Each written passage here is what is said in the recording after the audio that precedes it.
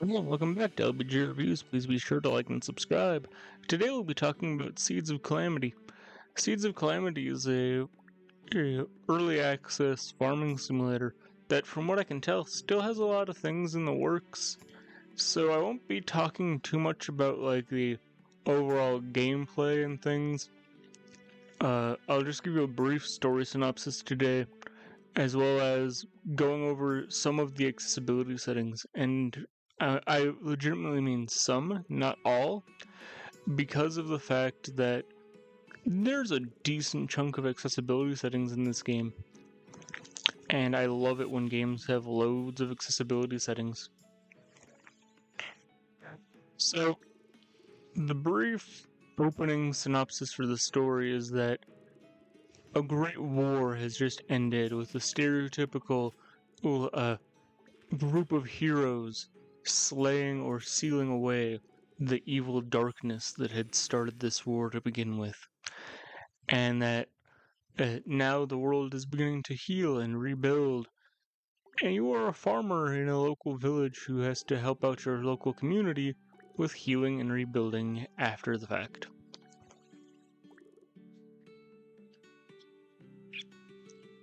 Now, that's where my story and gameplay synopsis will kind of end.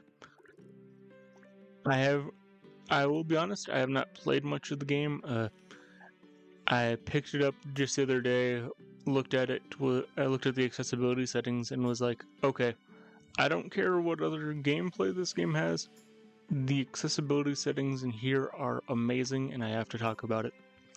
So yeah, this is going to be a shorter one today. But first off, for context, I'm recording this right after recording the Celeste voiceover, so I do not know how Silksong is. Please tell me down in the comments what your thoughts on Silksong are, even though I'm sure I already have my own opinions and thoughts. So anyways, some of the accessibility options include enabling and disabling screen shaking, making the fishing minigame easier, lengthening or shortening the day depending on how easy or hard you want it to be. Then also the main thing that really has me impressed, the thing that I'm really pleased to see, is adjusting the color of text in certain areas of the game. Like there's one for adjusting whether or not you've got to let you know that you've got a bonus in the fishing minigame, whether or not to let you know that you succeeded or failed in the fishing minigame. You can adjust the colors of those. Adjusting different status effect notifications in combat. Adjusting certain minigames and the colors for the text in them.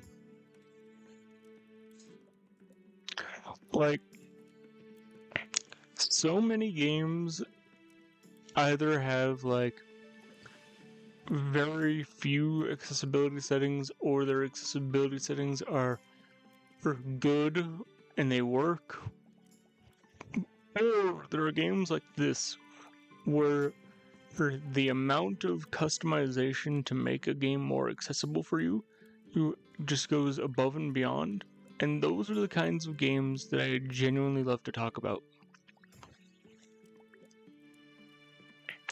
I love it when games, and people who make games specifically, I should say, when people who make games, basically, when they have these settings in game and they're like, hey, look, not everybody's going to use these, but at the same time, we want as many people as possible to play our game. So if you need these settings, thank you for playing our game and not passing it up because of X, Y, or Z issue.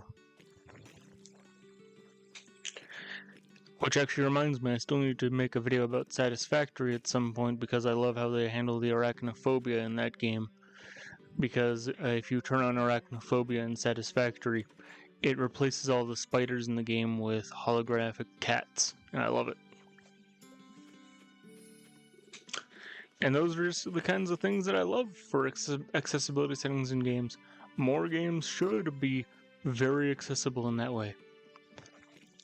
Now, in terms of what we'll talk about next week, Well, that would be the Nightling.